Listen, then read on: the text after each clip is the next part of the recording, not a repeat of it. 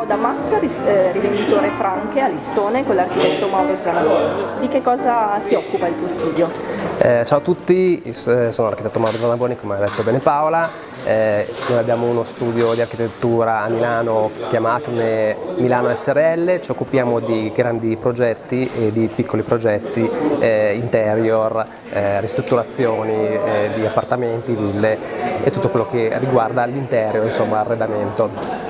Parliamo un po', visto che siamo circondati dalle cucine, la Sì. cucina sta ormai entrando nella zona living. Sì. Come affrontate questa tematica nei vostri progetti? Sì, è proprio un tema che è odierno, proprio per il fatto che l'utente vuole ormai vivere la zona giorno, la zona living insieme alla zona cucine, in modo che possano connettersi l'una con l'altra, e per cui è sempre più integrata all'interno del soggiorno la parte di cucina, anche senza divisioni, è una cosa che troviamo sempre più spesso.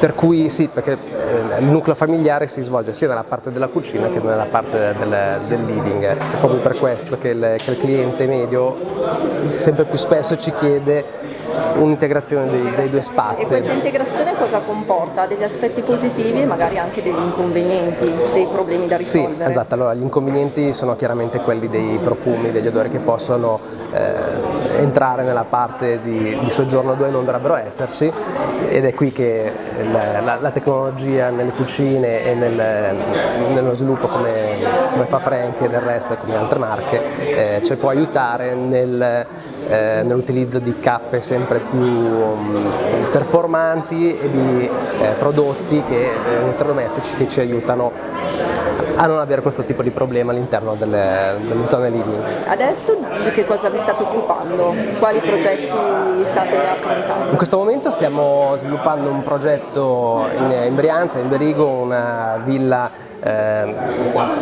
con uno schema proprio come quello di cui stavo parlando proprio adesso, che ha un living molto grande sui 40 metri quadri e una cucina di 20 metri quadri che è integrata alla zona living, proprio in questo modo come stavo parlando prima.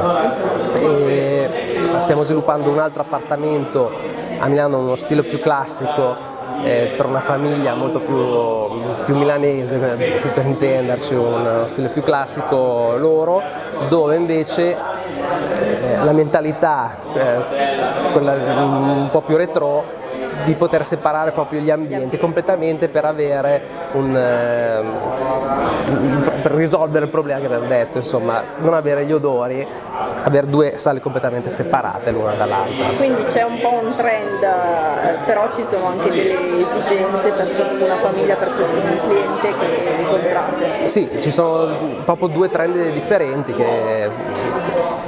proprio su questa tipologia di problema, insomma.